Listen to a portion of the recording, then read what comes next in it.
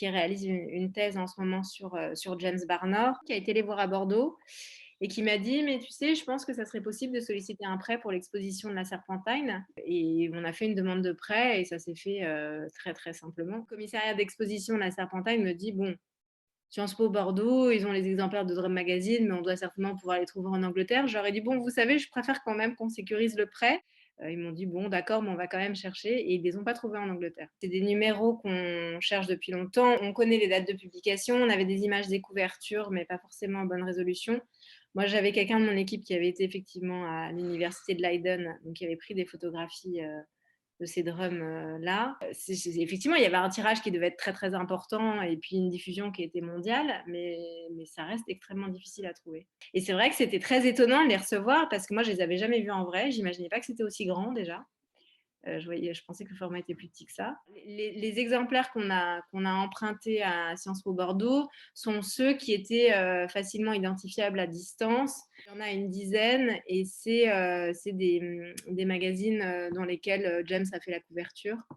Donc après, c'est des images dont nous, on a des négatifs dans l'archive qu'on connaissait. Après, je peux vous raconter un petit peu comment ça se fait parce que c'est une histoire assez amusante. Donc, James commençait toujours par la photographie couleur, donc une photographie d'une femme en couleur.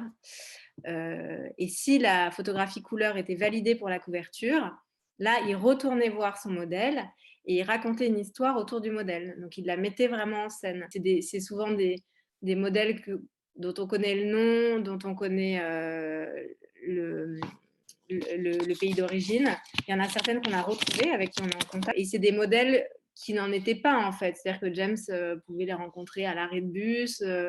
C'était des amis d'amis ou des personnalités comme ça. Au-delà de photographies qui peuvent paraître anodines comme ça, c'est un vrai témoin des parcours de ces femmes qui arrivent en Angleterre et qui viennent ici pour une raison particulière. C'est un moment de leur vie qui ensuite en dit beaucoup sur l'expansion de la diaspora, quoi. C'est assez, sociologiquement parlant, c'est assez intéressant. Ouais. Indépendance, cha-cha,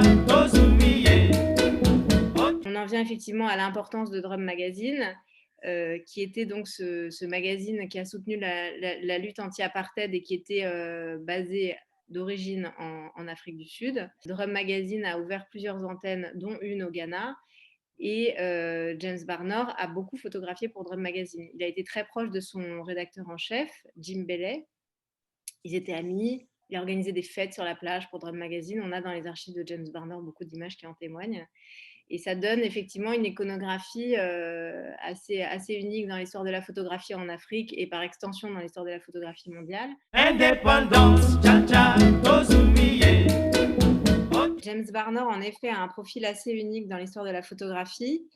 Il est né en 1929 à Accra, qui à l'époque ne s'appelait pas encore le Ghana, mais la Côte de l'Or, et qui était une colonie britannique. Donc, il a commencé comme beaucoup de photographes en Afrique avec l'apprentissage traditionnel de la photographie de studio. Il a été formé par un membre de sa famille. Il a ouvert un studio qui s'appelait le studio Ever Young, qui était positionné dans le quartier de Jamestown à Accra. C'est pas anodin parce que le quartier de Jamestown est situé près du port et un lieu de passage assez important dans la ville. C'est-à-dire que dès qu'il y a eu les premières mouvements de manifestation, il passait devant son studio. Donc, il a eu du coup cette pratique de photographie de studio où il y avait effectivement tout ce principe des gens qui arrivent, qui posent pour se faire photographier, qui sont ensuite des images qui peuvent être retouchées à la fois sur le film ou sur le tirage final. Les toutes premières images qu'on a de lui datent d'avant 1950, donc vraiment 48-49. Et vraiment, l'âge d'or du studio, c'était entre 52 et 58. Ce qui a tout de suite fait la différence avec James Barnard, c'est que très tôt, il est sorti de son studio pour prendre des photographies en extérieur. Il avait un petit appareil photographique, un Baby Brownie, qui lui permettait de faire des photos comme ça assez facilement. Le Daily Newspaper a ouvert une antenne à Accra. Ils ont eu besoin d'un photographe qui fasse des images pour être publiées immédiatement dans le magazine, et c'est James Barnard qu'ils ont été voir. Donc James Barnard peut avoir le titre de premier photoreporter de son pays, vraiment concrètement parlant. Il a été le premier à faire des images qui ont été publiées dans la presse juste après. On a ces images qui sont à la fois des images du quotidien de la vie et des images aussi qui ont un caractère d'actualité et qui ont un caractère aussi politique. Le Ghana est un des premiers pays à avoir pris son indépendance. Il a été guidé vers l'indépendance par Kwame Nkrumah, qui est le leader du panafricanisme. Et James a témoigné de tous ces moments-là, de l'arrivée de Kwame Nkrumah, du retour de Kwame Nkrumah au Ghana, de la montée de son parti politique, de son emprisonnement, de sa sortie de prison, et ensuite de la nomination de Kwame Nkrumah comme Premier ministre après la prise de l'indépendance. Il a pu couvrir aussi l'indépendance du pays. Et ça nous mène à la fin des années 50. En 57, le Ghana prend son indépendance et quelques mois après, James décide de partir en Angleterre. Il part à Londres comme beaucoup de ses concitoyens le faisaient à l'époque. On allait à Londres en Angleterre pour passer 1 an ou 2 dans la patrie mère, dirons-nous. Il est parti en se disant voilà, je tente une expérience. Il ne pensait pas y rester si longtemps. Il y a passé 10 ans ensuite. Toutes les années 60, il les a passées en Angleterre, où il a intégré un College of Art là-bas. Il est formé de nouveau à la photographie, mais je dirais plus à l'européenne. Donc il apprend l'éclairage mécanique, il apprend la couleur. Il travaille dans un laboratoire de développement couleur qui est un des plus grands laboratoires d'Angleterre. Et il continue à travailler pour Drum Magazine depuis l'Angleterre, où il couvre des événements comme... il a photographié par exemple Mohamed Ali en 66, juste avant son combat contre Brian London. Il fait également beaucoup d'images qu'on a du mal à classer aujourd'hui, qui sont des images de femmes posant dans la rue, qui pourraient être de la street photographie, un genre d'ancêtre de la street photographie. Et à la fin des années 60, il est recruté par Agfa Gewert pour son expertise de la couleur, qui va le chercher pour lui demander d'ouvrir le premier laboratoire de développement couleur du pays.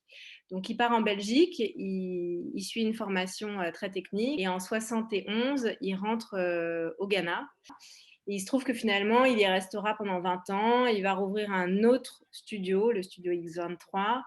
Il travaillera pour différents départements d'État, pour l'ambassade américaine, où là, il s'occupera d'une revue. Ce qui va finalement prendre un petit peu le dessus dans la fin de sa carrière, c'est l'importance de la musique.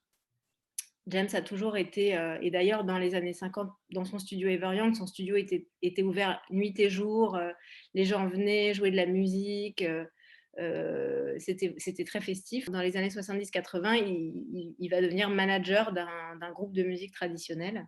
Voilà. Après, le parcours revient en Angleterre de façon un petit peu plus obscure. Il retourne en Angleterre, il émigre en Angleterre dans les années 90. Dans des conditions qui ne sont pas très bonnes. Et son travail est mis de côté jusqu'à très récemment, sa redécouverte au début des années 2000, en 2004-2005. Ce qui a vraiment sauvé son œuvre et qui est assez important et sur lequel nous on travaille aujourd'hui, c'est le fait que James a toujours gardé avec lui ses négatifs. Indépendance, cha-cha,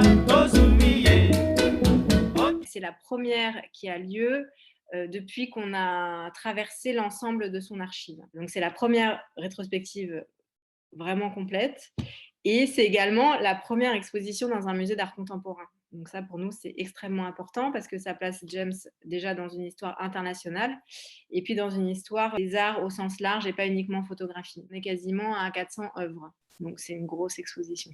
Et avoir la possibilité d'une exposition de cette ampleur de son vivant, c'est quelque chose de formidable. L'exposition ouvrira le 18 mai et normalement doit se tenir a priori jusqu'à fin août, peut-être un petit peu plus tard. Et l'exposition a lieu à la Saclay Gallery de la Serpentine Galleries à Londres et est réalisée sous le commissariat de Lizzie Carré-Thomas, qui est assistée par Awa Koniate. Indépendance, cha-cha,